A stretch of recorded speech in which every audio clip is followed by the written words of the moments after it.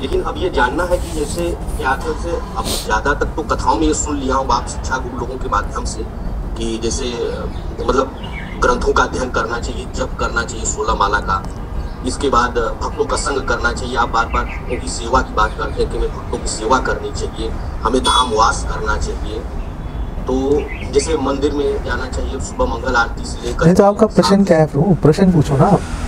प्रश्न ये है प्रभु जी, इसके अलावा भी इतनी बातें बता दी जाती क्लास में कि सुन करके एक बार तो हिम्मत हार जाता हूँ प्रभु जी की, मतलब इतना ही बहुत कुछ है। तो जैसे क्लास की बातों को कितने प्रकार से लेना चाहिए, जैसे भक्ति का तो बहुत बड़ा लेवल है प्रभु जी।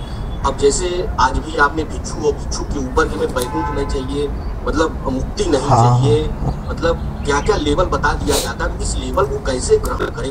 हाँ, तो प्रश्न अच्छा है आपका। ओके फाइन, सो मैं समझ गया आपका प्रश्न। तो इतनी सारी चीज़ें हैं करने के लिए भक्ति के अंदर, तो इतनी सारी चीज़ें हैं करने के लिए, तो ये सोच के ही मन परेशान हो जाता है कि कैसे करेंगे, कैपेबिलिटी भी नहीं है, क्षमता भी नहीं है, तो मन निरुत्साहित हो जाता है बेसिकली। अब एक्चुअली में आपको अगर मैं अकाउंटिंग की भाषा में बताऊं तो कुछ शॉर्ट टर्म गोल्स होते हैं, कुछ लॉन्ग टर्म गोल्स होते हैं। जैसे जो गवर्नमेंट्स हैं उनके शॉर्ट टर्म गोल क्या होते हैं कि लेट्स से इस महीने हमें सपोज जीएसटी का कलेक्शन इतना चाहिए हमें, तो हमारा काम ठीक से चलेगा। या एक साल की बात करें तो सेंट्रल गवर्नमेंट सोचेगी कि हमें इनकम टैक्स इतना कलेक्शन चाहिए, उसके लिए क्या करना है। ये शॉर्ट टर्म गोल्स हैं। फिर 5 ईयर प्लान्स आ जाते हैं कि 5 साल में, अगले 5 साल में ये काम हम करेंगे, रोड मैप बन जाता है। और फिर 5 सालों से आगे के भी प्लान्स लोग बना के चलते हैं कि हमारी जनरल डायरेक्शन ये है, इस डायरेक्शन में जाएंगे हम। ऐसे ही बहुत सारे काम हैं करने के लिए, सोच के हमें डिप्रेस नहीं हो जाना चाहिए, हमें परेशान नहीं होना चाहिए। हमें सीनियर डिवोटीज़ के साथ बैठ के बहुत सारी चीज़ें जो करने वाली हैं, हमें उसे डिफरेंट गोल्स के अंदर डिवाइड कर देना चाहिए कि हम अगले 1 महीने में ये करेंगे, अगले 6 महीने में ये करेंगे, अगले 1 साल में ये करेंगे, अगले 5 साल में ये करेंगे, अगले 20 साल में ये करेंगे हम।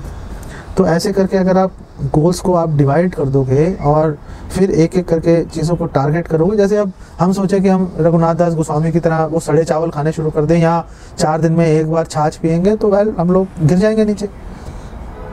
तो वो हमारे लिए पूजनीय है, लेकिन आज क्या करना है, आज तो हमारी स्थिति के अनुसार बात बनेगी। तो उसके लिए बहुत सारी चीज़ें हैं करने के लिए, लेकिन थैंकफुली हमें सारे काम एक साथ आज नहीं करने। हमने कुछ काम आज करने हैं अपने ऊपर, कुछ काम हम 6 महीने बाद करेंगे, कुछ काम 1 साल के बाद करेंगे। ऐसे धीरे धीरे धीरे धीरे धीरे धीरे हम लोग आगे बढ़ते चले जाएंगे हम लोग। और जब हम छोटे छोटे इम्प्रूवमेंट्स अपने अंदर लेके आएंगे, हमें दिखाई देगा कि हाँ हम लोग धीरे धीरे आगे बढ़ रहे हैं, तो उससे हमारे अंदर और अधिक उत्साह आएगा।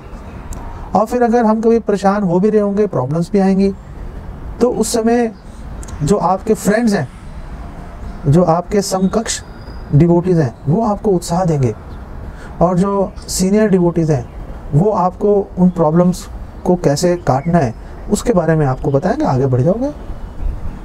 तो बहुत सारे काम करने वाले हैं, लेकिन धीरे धीरे हम उसको, आज हम सोचेंगे कि ओके फाइन पहले इस पे काम करते हैं, फिर उस पे करेंगे, फिर उस पे करेंगे। सारे चीज़ों पे एक साथ काम करने की हमें कोई ज़रूरत नहीं है, ना ही ज़रूरत है, ना ही हम कर पाएंगे। इसलिए कोई परेशानी की कोई आवश्यकता नहीं है। परेशानी तब आती है जब हमें प्रॉपर गाइडेंस नहीं मिल पाती। प्रॉपर गाइडेंस मिलेगी तो आगे बढ़ जाओगे आप, ठीक है।